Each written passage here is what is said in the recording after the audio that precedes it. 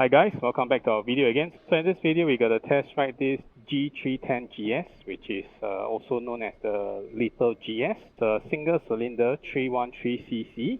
So this is the first generation. It was launched in 2017 and all the way to 2021. It has a second version facelift. There are some minor updates on the second generation. So for example, the LED headlight is default for the second generation, but the first one is still the H4 light bulb. But however, here we changed to the LED setup because the original headlamp is pretty weak. It's very focused on one point.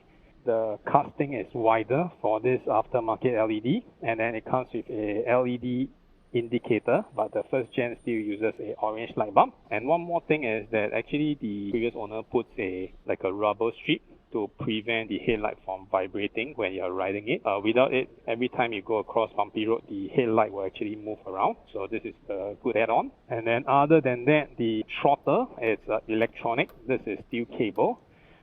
So this is a single cable operated, which is very dual sport and your scramble light.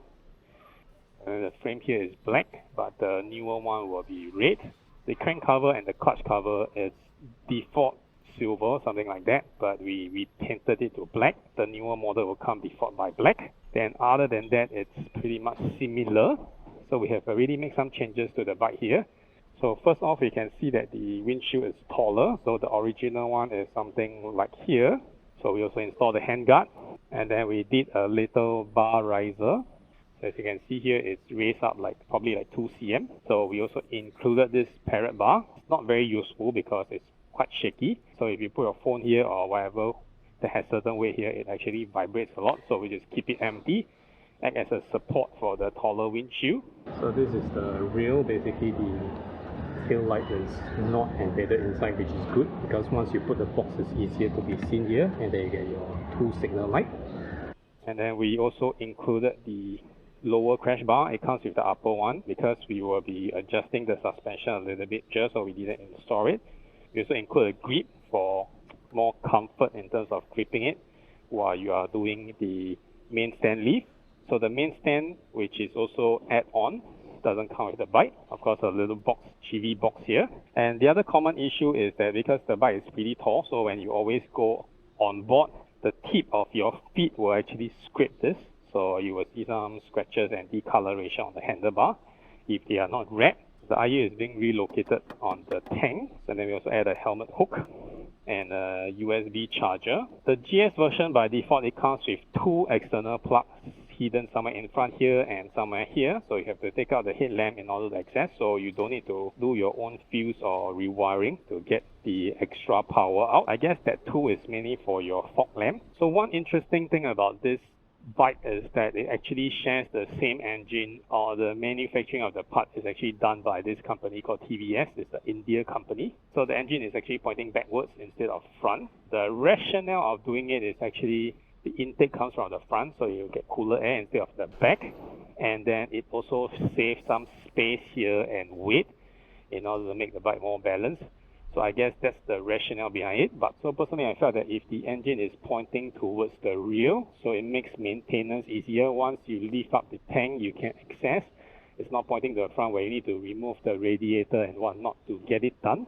In that sense, it's pretty much of a good design. But however, the header of the exhaust is located at the rear, so it doesn't have a lot of airflow as compared to coming out from the front. So this bike tends to get hotter pretty quickly if you are riding at slower pace or city traffic, but it's not a deal breaker. So you can see a lot of bolts and studs all around. It's not a very beautifully designed bike. It's pretty raw, not really refined and polished. It's an off-road bike, so I guess that ruggedness fits the purpose. So for the front wheel, it's a single disc by Vibri. So the brake pad originally from the factory is from Rambo. So you don't need a dual disc on a small size bike because you don't need that kind of stopping power. And it's already a 4-port caliper, so it's really decent enough. So the rear is also a Vibri single piston, and also your dual channel ABS front and rear. So there's a keyhole here on the left side of the bike, which you can open up the seat.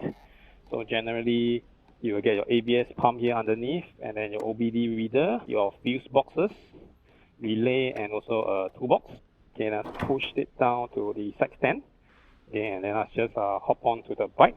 The bike is pretty tall, so as you can see, so my waist is here. Getting up is always a headache for a tall bike. And once you put the box, it's very hard for your leg to swing over. This is the original suspension setup.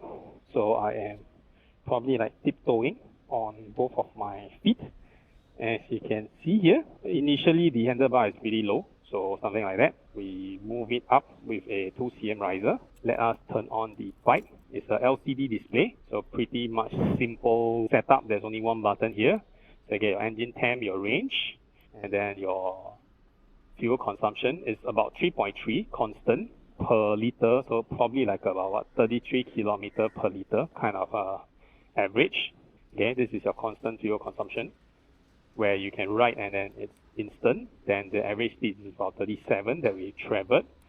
So you got your date, your setup, your odometer, your trip meter 2, and your engine temperature. I think this is a sensor. Basically, it sends your ambience and then it adjusts the brightness accordingly. That's or it's a blinker where you are at high rev, it will start blinking like a warning light. On the left hand side of the control, you get your pass light where you can flash your high beam, low beam, left right signal. So it's shared in one indicator, okay, whether it's left or right. Idiot proof enough because you can see your light blinking here, okay, so you know where it's left and where it's right. Your horn, so you get this ABS button which you can turn off your real ABS. Okay, this is mainly for off-road use. I mean, on a day-to-day basis, it doesn't really have much effect on it. And the right side is pretty much simple. You get your kill switch and then your start. So let us start the bike. So personally, I felt that the G310GS is a very noisy bike in terms of mechanical sound. You can hear it, the mechanical sound is louder than the exhaust. So let us just rev up a little bit. And the other part, we also noticed that the RPM is actually higher at idling, so it's almost like close to 2. Let us just ride off. So this will not be a first impression, right? Because we have been owning this G310 for close to a year. So probably roughly, I think, 10,000 kilometers. Let us just share with you our riding experience. So first off, the bike is really light. So, and it has very, very long suspension. So going through bumps like just now or even on the rougher roads, the beauty of having a scrambler like ADV is light and it's easy to control. The handlebar is pretty wide. I think it's similar length to the bigger brothers, which means the steering is pretty light because you got more leverage. But however, it restricts a little bit on lane splitting and squeezing through. Because you can see that the body of the bike is pretty slim, but the handlebar extended quite far out. Okay, this makes that the steering less sensitive, but easier to maneuver around. So if there are ample space, so lane splitting is not an issue. But if it gets too squeezy, then you will have to do some twist and turn on your handlebar just to get through the tight traffic. So because it's a single cylinder bike, you will feel the vibration for sure. The vibration will intensify if it's on the higher range. So your handlebar, the tank, and also your foot peg, although they have like rubber damper, you will still feel them, especially when you try to pull it up on the higher rev. So this is something that we don't really like about the G310 is that the clutch. I think the newer version also has some improvement on the clutch. It has this anti-hopping or anti-stalling clutch involved. The first generation has a very unique kind of clutch. Its fighting point is in a very small zone. So once you exceed that zone a little bit, it will stall the bike pretty easily. So you really have to get used to that very big kind of half clutch zone. Else you have to just keep on playing with the throttle to maintain it, prevent it from stalling. The gearbox is not as refined, I personally find, as the other bikes that I have tried. When you try to do a clutch in, blip, upshift, or downshift, the gearbox get very cranky. You cannot do it on a faster pace, so you have to just do it like as per normal riding. So it's not like your racing application where you can like flip really quickly. So that's something that the bike doesn't like. So the other thing that we don't like is the brake feel. This is pretty common for most of the bike that has long travel suspension, especially on the front brake. So the front brake, when you squeeze on it, is very big. Okay, and when you try to squeeze the brake hard, it dives a lot. That's the part where we say it doesn't give you a lot of confidence because there's a lot of dive in the front brake.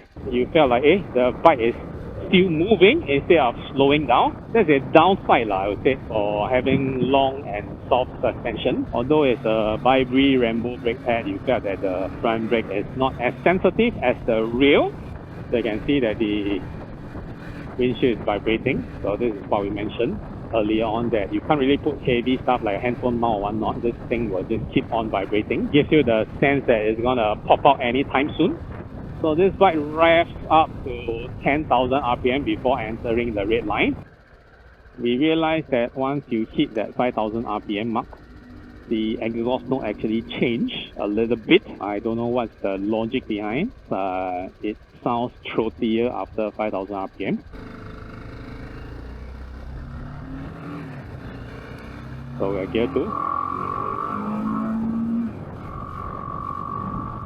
We also find it the best situation to change gear is on 5,000 RPM, where it becomes less cranky and easier to shift if you want to shift it a little bit faster. So now the temperature is at 90 degrees. Let's try to keep it at a slower pace. The fan will kick on at 104. So when you start to ride on the highway, it will drop around between 80 to 90. Okay, so now the fan is kicking 104. You can hear the fan is pretty loud. Okay, and you can feel the heat a little bit, not that hot. But most of the heat actually comes from the rear exhaust header, where if you put your leg here, you can feel it from the rear of your calf. Okay, you get to feel a little bit of hot air coming out from here, especially when you're at congested traffic. It's not that hot, so it's very similar to the hair dryer low heat kind of setup. If you are wearing like a long pants and whatnot, generally I don't think you feel the heat at all. Only when you are wearing like a trousers or shorts, then yes, you get to feel the heat a little bit. Okay, and once you start riding, you can see the temperature generally drops pretty quickly because it's not a hot bike and it's not really high compression bike. So it doesn't have a lot of torque at the lower end, so you really have to rev it high up above 5,000 in order to squeeze that torque out.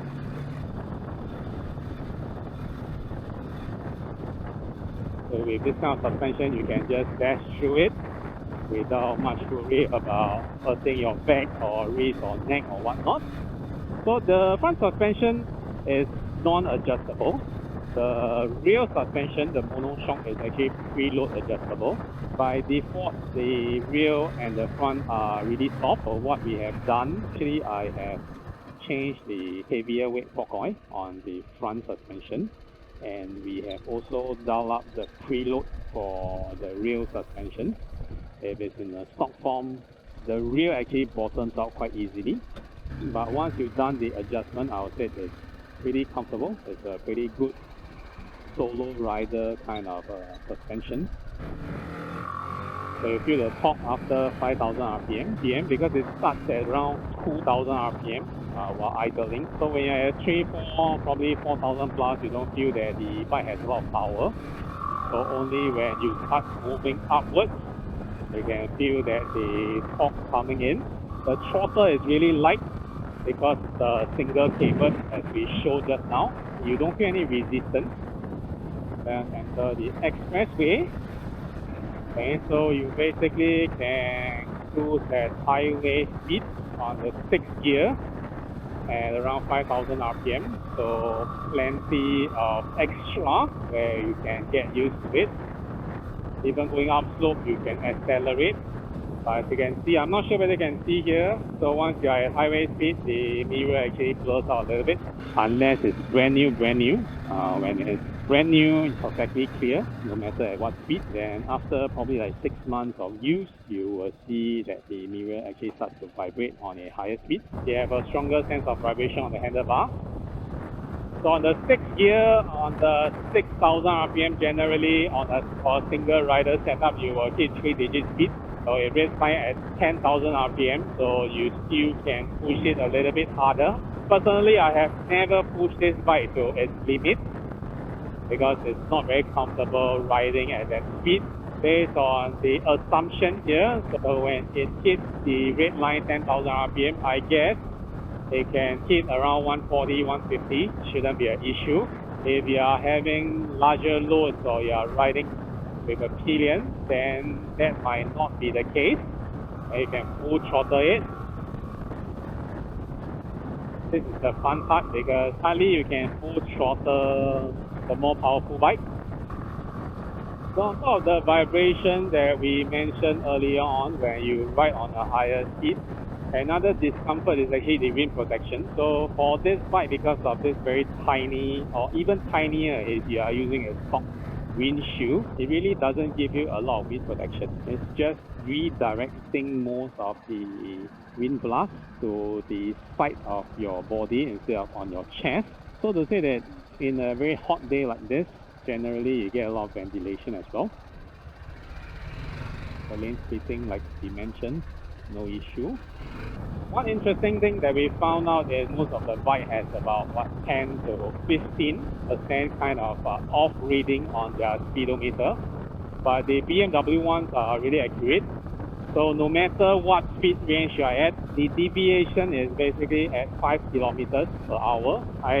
As compared to the GPS, so the bike comes with a range where it tells you how much longer can you travel before your bike runs empty. These are pretty accurate, so whenever you push it down to 0, it's really close to 11 liter being pumped, 10.8 somewhere there. The full tank is 11 liter. The reserve light comes up when it has around 90 kilometer or 3 liters in the tank. So whenever you put down the leg and you try to walk with the bike, so most of the time you have to be really careful about this part of the exhaust pipe. If you extend your leg a little bit too far, so your right calf might actually get burned. So let us try to do a U-turn with the bike. The bike is pretty light. You can really squeeze it through within a single lane if you really want to. I would say that the seat is pretty comfortable. If you're sitting on it like 1 hour-ish, 2 hours, I don't feel any major soreness in the seat arrangement. So the seat is pretty short, so when the passenger sit on it, it's really close. I would say that if it's on a long distance ride, it won't be comfortable for the passenger also. Generally, this is my personal opinion. So this is a pretty tall bike. When you ride on it, it feels really more like a scrambler than a touring bike because it's light, it's tall, really nimble, the suspension is really soft, and because it's tall, it's not very friendly to like shorter riders or riders that does not have a lot of confidence in handling taller bikes.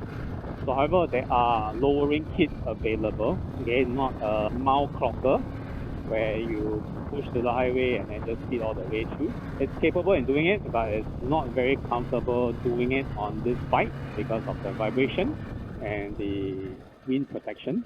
But if you are using it as a city slower pace ride, it's very light, very easy to control. Apart from the height of the bike, the steering is really light. The bike doesn't generate a lot of heat and it gives you a lot of power to pick up, overtake, doing lane splitting and stuff. And it's very fuel economical, bring you about 360 to 390 kilometers. Maintaining this bike is not complicated. However, the part that I don't like is the repair cost. It's generally on the higher side. They have this issue with the cam loop and the rocker arm to wear off prematurely. So it happens on this 310. I'm not sure whether the second generation will still have this issue. And the parts alone cost us about 800 Singapore dollars, excluding all the labor and the man hour. Alright guys, this will be the end for this video. So thank you for watching. Hope to see you on the next video. Bye bye.